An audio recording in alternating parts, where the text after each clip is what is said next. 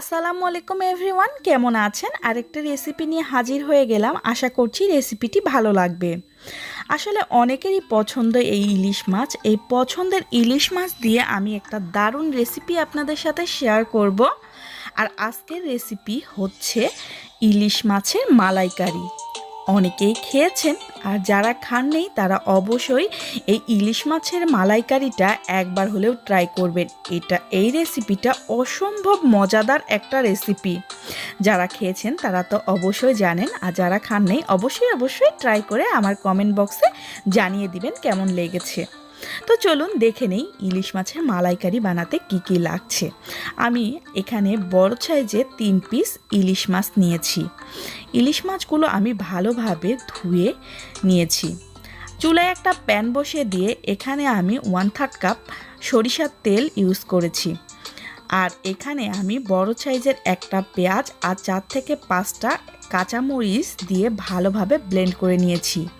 তেলটা একটু গরম হয়ে আসলে এই তেলের মধ্যে পেঁয়াজ আর কাঁচামরিচের পেস্টটা দিয়ে ভালোভাবে একটু ভেজে নেব। কাঁচামরিচ আর পেঁয়াজটাকে ভালোভাবে একটু ভেজে নিলে কাঁচা গন্ধটা আর থাকবে না। তো এটাকে আমি ভালোভাবে একটু কষিয়ে নিয়েছি, তেলটাও ভেসে এসেছে। এখন আমি 1/2 টেবিল চামচ আদা বাটা আর 1/2 টেবিল চামচ রসুন বাটা দিচ্ছি, কারণ ইলিশ মাছে আদা বাটা রসুন বাটা তেমন একটা যায় না। তবে এই রেসিপিতে অবশ্যই আদা বাটা রসুন বাটাটা দিবেন, ফ্লেভারটা অনেক ভালো আসে। এখন 2 টেবিল চামচ কাজু বাদাম দিয়ে আবার ওইটাকে ভালোভাবে নেড়ে নিচ্ছি। এখন এর ভেতরে স্বাদ মতো লবণ অ্যাড করে দিলাম, আর দিয়ে দিব 1/2 টেবিল চামচ চিনিটা দিলে দারুণ একটা ফ্লেভার আসে। তো এই মশলাটাকে আমি ভালোভাবে কষিয়ে নেব। মশলাটা থেকে যখন তেল ভেসে উঠবে এর মধ্যে আমি ধুয়ে রাখা ইলিশ মাছগুলো অ্যাড করে দিব। আমি কাঁচা ইলিশ মাছটা অ্যাড করে দিচ্ছি, আপনারা চাইলে একটু হালকা ভেজে অ্যাড করতে পারেন।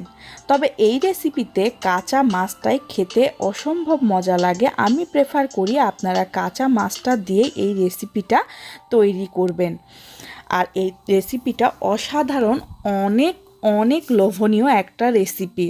আর এখন আমি অ্যাড করে দিব 1.5 কাপ কোকোনাট মিল্কটা দিয়ে এটা একটু ফুটে আসলেই এর মধ্যে 4 থেকে 5টা কাঁচামরিচ দিয়ে ঢাকনা দিয়ে ঢেকে দিব এটাকে 5 মিনিটের জন্য।